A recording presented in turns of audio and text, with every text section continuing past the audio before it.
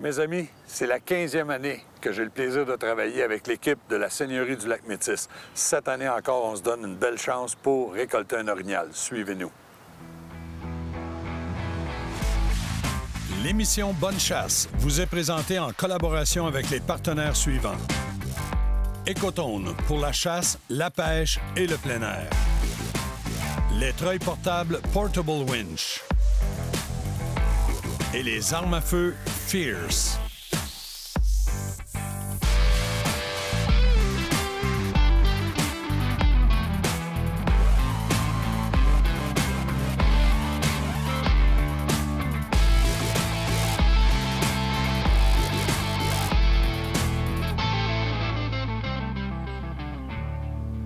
Bonjour tout le monde et bienvenue à votre émission Bonne Chasse. Encore une fois cette année, j'ai le plaisir de me retrouver ici à la pourvoirie de la Seigneurie du Lac-Métis et je veux vous présenter Éric Gosselin qui est directeur.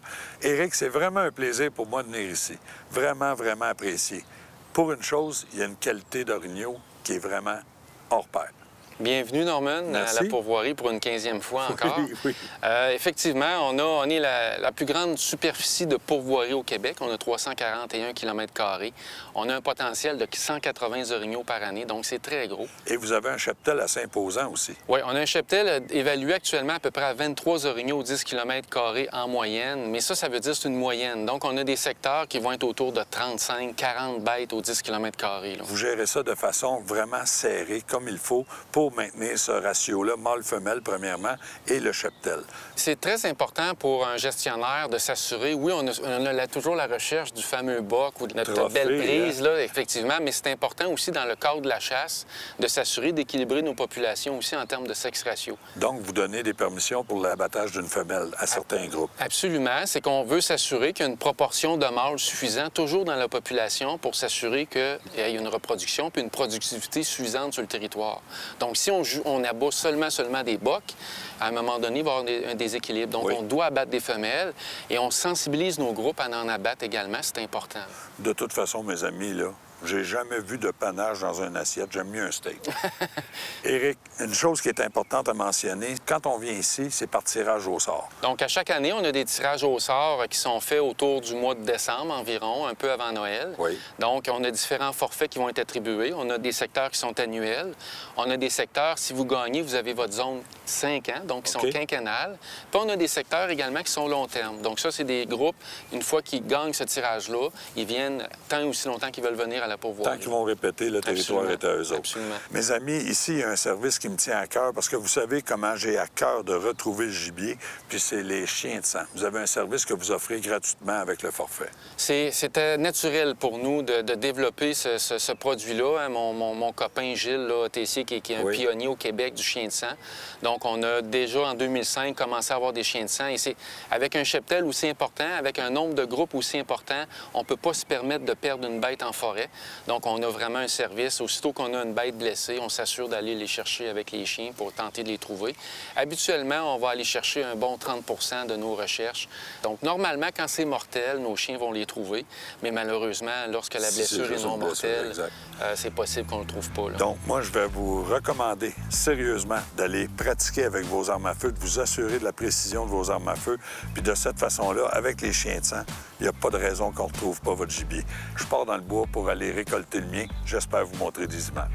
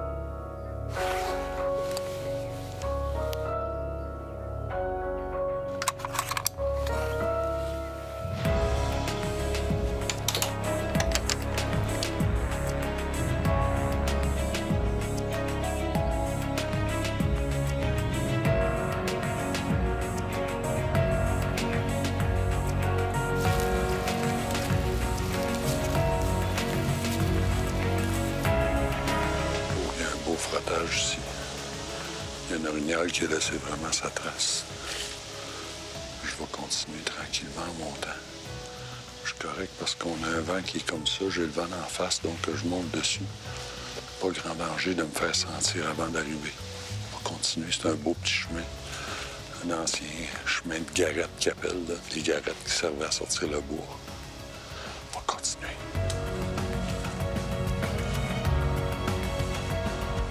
On a découvert un beau trou de bois franc. Puis on est entouré de conifères de résineux. Donc, c'est un endroit, puis il y a beaucoup de trails d'orignal qui passent ici. Il y a beaucoup de trails.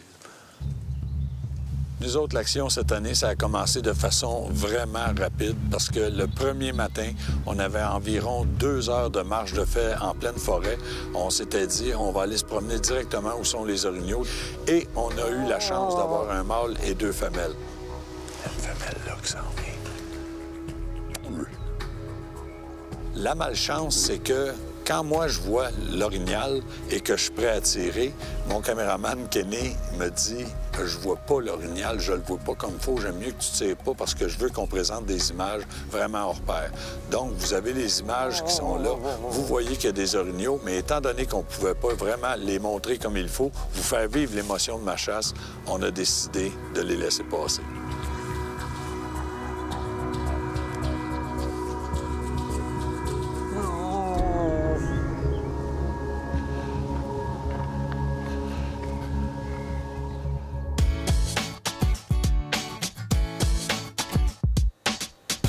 René, on veut toujours protéger nos armes à feu en tant que chasseur. J'aimerais ça que tu me présentes les différents modèles d'étui à armes à feu. Écoute, la différence qu'il va y avoir, c'est que si tu prends un étui souple comme ça, c'est un étui qui flotte. Ça veut dire que si j'échappe mon arme à feu, je suis en embarcation, je vais à la chasse au canard, l'étui va flotter, je suis capable de récupérer mon arme. Après ça, tu vas avoir cet étui souple-là qui va être utilisé sur des distances plus courtes en véhicule. Je veux dire, je pars de la maison, je vais à mon lieu de chasse qui est à 40-50 km, 5 km. Ça va faire très bien, on le dépose dans le véhicule. Si j'ai à aller un peu plus loin, je veux protéger un peu plus parce que je vais remplir mon véhicule de matériel. Ça veut dire que là, je vais aller plus vers un étui rigide. Un étui rigide qui a quand même ses limites, mais qui protège très bien. Tu peux la brasser un peu en la mettant dans le camion, ça fait le travail. C'est pas trop encombrant, non. Mais si tu as des distances à parcourir en avion, oui. La problématique de l'avion, je te donne un exemple, on va dans l'Ouest canadien, on prend l'avion, on monte à des hauteurs des 1000 pieds d'altitude. La pression atmosphérique dans la soute à bagages n'est pas équilibrée. OK. Ça veut dire que je veux protéger, j'ai une arme avec un télescope dessus, je veux protéger contre la pression qui se fait dans la soute à bagages. Elle va avoir une petite valve de compensation. Elle est 100 imperméable. Elle va compenser la pression qui va se faire sur mon télescope. Au lieu d'avoir la pression sur le télescope, ça va se faire sur le case. Donc, je suis pas mal plus sûr d'arriver en Alberta avec mon télescope encore ajusté. On sait aussi que, on nommera pas personne, mais souvent les gens vont lancer, vont garrocher, même s'il y a une marque fragile. Tu me disais qu'il y avait quelque chose qui était vraiment bien fait dans ce case-là. Oui, c'est qu'à l'intérieur, tu as déjà des modèles d'armes que tu peux enlever pour insérer ton arme vraiment pour pas qu'elle se promène. Je te remercie, René, et vos marchands Écotone vous souhaitent bonne chasse. Je vais vaporiser un peu d'urine synthétique de mâle. C'est sûr qu'il y a un bon vent et une bonne poussée d'air, donc. Le deuxième matin, je recommence avec des appels. Je recommence aussi avec des odeurs qu'on dispose un peu partout pour, jour après jour, venir se promener dans ce secteur-là pour se donner des chances que l'orignal, par sa curiosité, par son odorat, ait trouvé l'urine de femelle qui était prête à se faire reproduire.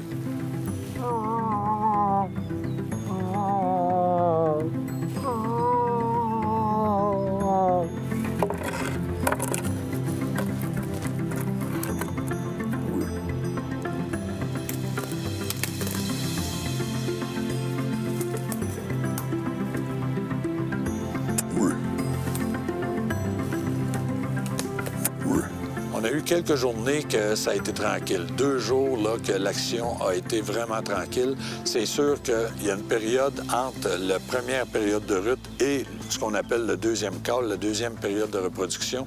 Il y a 2-3 jours, là, souvent, que les orignaux vont se reposer, vont être plus calmes. Donc, peut-être qu'on est tombé dans cette période-là, mais on lâche pas. On va travailler différemment parce qu'on sait que le mâle orignal ne se nourrira pas pendant la période de reproduction. Mais entre les deux, ce serait peut-être bon de se mettre un petit quelque chose sous la dent. Donc, on a décidé de s'installer dans les bûchers et de faire une chasse un peu plus passive, d'attendre que les orignaux viennent manger là, viennent se nourrir. Et si un mâle sent une femelle qui est prête à se faire accoupler, peut-être qu'elle va sortir ou qu'il va sortir. En tout cas, c'est ce qu'on fait pour aujourd'hui.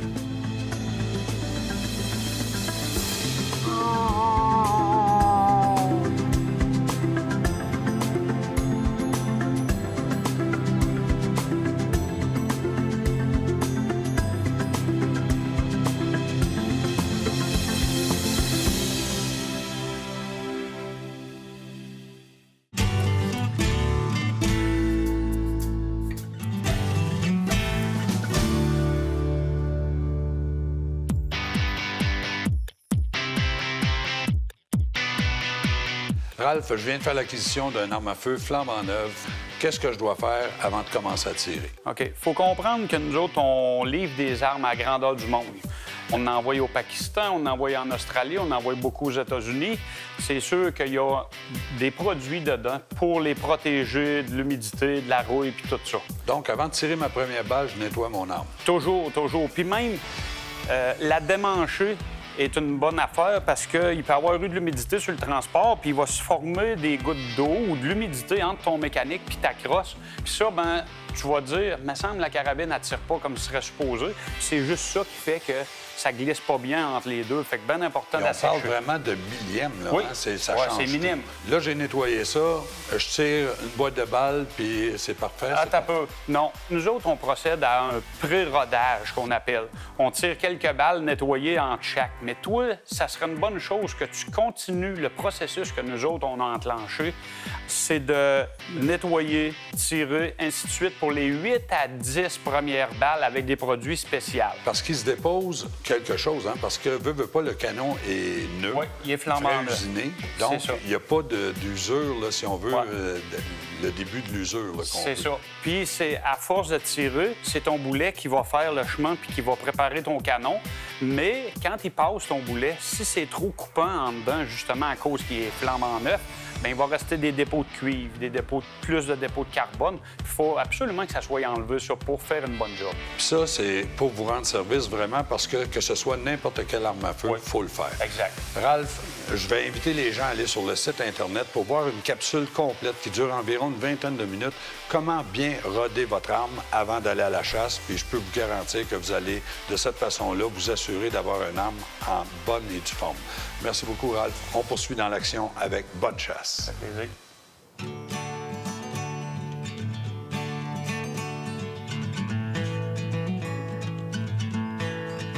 C'est notre avant-dernière journée de chasse, puis là, on a décidé d'aller provoquer vraiment.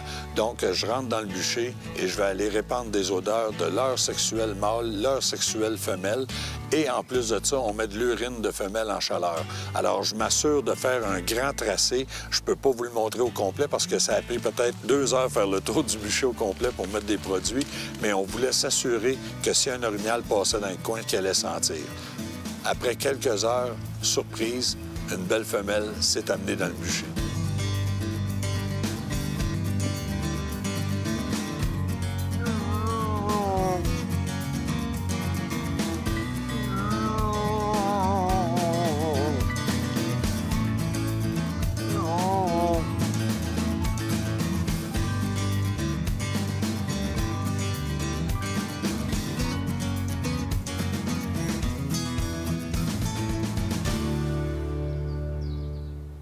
Mes amis, aujourd'hui, je suis en compagnie d'Alex Pépin de la compagnie Pro Expédition. Alex, j'aimerais ça, moi, que tu me parles comment tu fais, toi, pour déjouer tes gros mâles matures. Parfait. Aujourd'hui, on va regarder comment on fait pour les provoquer. OK. Parce qu'ils ont un système de communication qui s'appelle le grattage, le frottage. Aujourd'hui, on va se concentrer sur les faux grattages. Où tu vas faire ça? Où, c'est la question la plus importante, Norm, il faut connaître son territoire. D'un, je vous dirais où il y a déjà des gros signes de grattage. De deux, si vous connaissez les corridors de déplacement de vos chevreuils. De trois, vous en voyez sûrement sur le bord des champs, etc. Pour votre premier test, je vous obligerai à aller à quelque part que vous êtes sûr qu'il y a de l'activité de mâle mature. Pour créer une compétition. Exactement. Quand est-ce que tu vas faire tes faux grattages? Les faux grattages, je te dirais, moi, je commence quand même vers la fin août, début septembre, OK. sans être trop agressif sur l'odeur d'urine. Mais plus la saison avance, plus le rut se rapproche, plus ma technique change un petit peu. De quelle façon tu le fais, ton faux grattage? Pour faire un faux grattage, l'affaire la plus importante, faire attention à l'odeur encore une fois. Je veux imiter le chevreuil, imiter son comportement. OK. Donc, je prends de l'urine de Spike, de jeune mâle. Je m'en mets en dessous de mes bottes chaque fois que je vais aller jouer autour de mon site. Donc, dans ton déplacement, tu laisses d'odeur. Exactement. À part de ça, extrêmement important, des gants. Je dirais des petits gants là, d'infirmière, comme OK. des gants puis des bottes de caoutchouc. Encore une fois, on se protège de l'odeur. On va faire un faux grattage au sol, mais le truc le plus important, c'est la glande préorbitale qui va sur la petite branche au-dessus. Ça, c'est important que les gens pensent à ça. Il y a toujours une branche qui doit surplomber le faux grattage. Exactement. À 100 des cas, un vrai grattage, ça leur prend la petite licking branch qu'ils appellent. Ce qu'on fait, on brasse la terre un peu. On va sortir de la même façon que le chevreuil va le faire. Exactement. On peut se trouver une grosse branche autour du site. On prend une grosse branche solide, on gratte la terre, soit qu'on fait un rond, ou on peut faire un triangle. Ils disent qu'ils grattent plus en triangle un petit peu. Puis après, on applique un petit peu d'urine dans le faux grattage et puis des glandes préorbitales au-dessus du grattage. OK. Maintenant, est-ce que tu as un dernier conseil à donner quand on a tout fait ça? Je vous dirais d'y rajouter une bonne caméra. Entre 5 à 10 mètres qui surveille le gratté, puis je peux vous jurer que dès que vous allez avoir de la belle action, vous venez de rajouter un arme à votre technique de chasse. Mes amis, nous autres, on retourne dans l'action avec Bonne Chasse. Il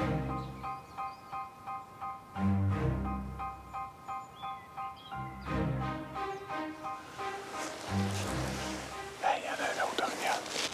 On y voit juste la tête. Ça en vient vers ici, belle.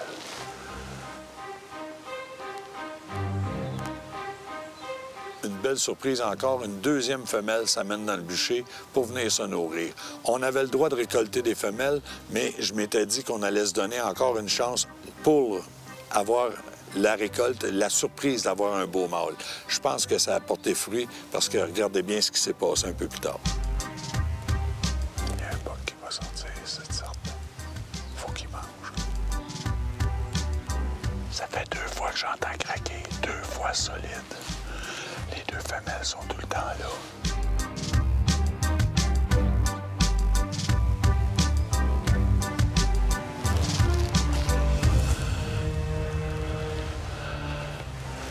Il est sur le bord du bois.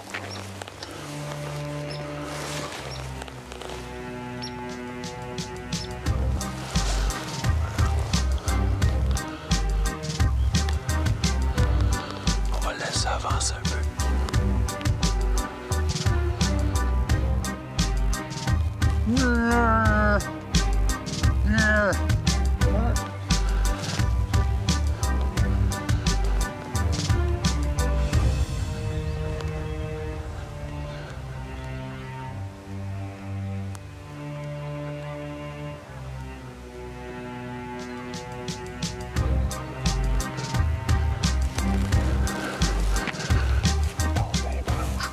On va essayer quand il va être l'autre bord de la balle d'arbre, l'autre bord.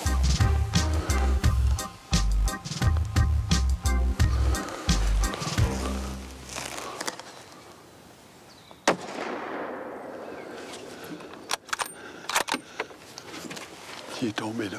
Il est tombé en arrière des branches. Je le vois pas. J'ai vu toutes les branches brassées. C'est sûr qu'il est tombé là. Les 2 femelles sont encore là. Yes, sir! Ça fait plusieurs journées qu'on se promène, qu'on fait de la chasse, qu'on travaille fort. Je viens de réussir. On a travaillé très fort pour ce boc-là. On va aller voir ça ensemble. On laisse redescendre un peu les émotions. Ah, je capote. Yes, sir.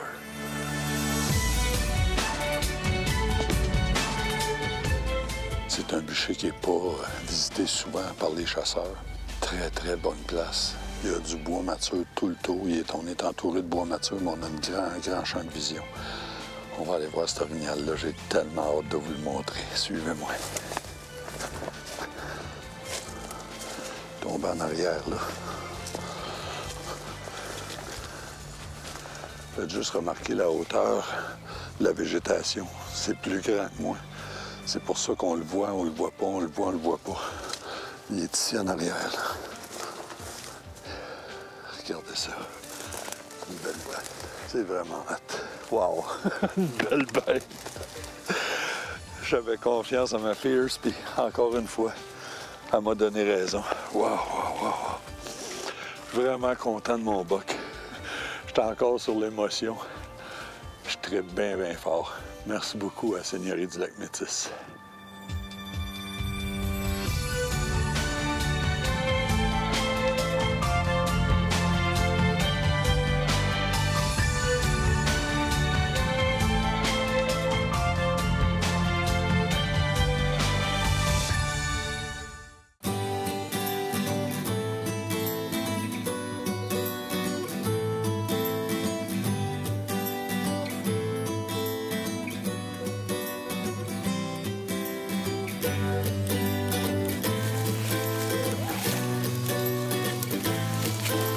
J'ai été passer ma corde, j'ai été attacher mon orignal. J'ai fait le tour d'un arbre pour lui donner l'angle que je voulais l'amener ici. Je sais qu'on va venir le chercher directement ici. Donc, tout ce qu'on a à faire, c'est une coupe de tour.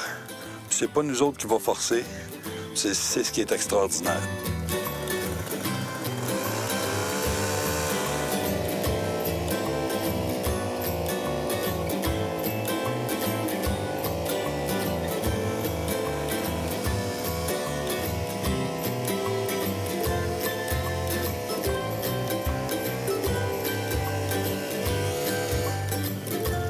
C'est pas plus compliqué que ça.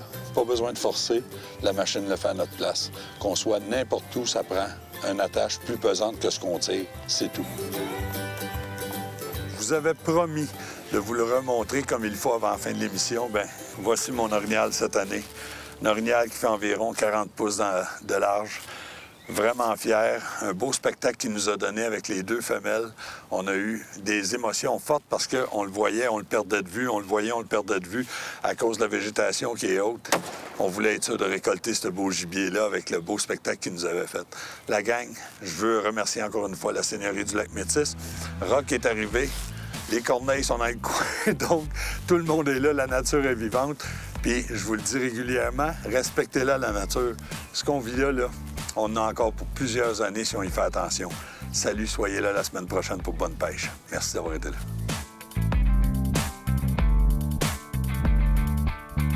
L'émission Bonne Chasse vous a été présentée par les produits de chasse Pro Expédition, les pièces d'auto LKQ et Solutions TGB, transport et logistique.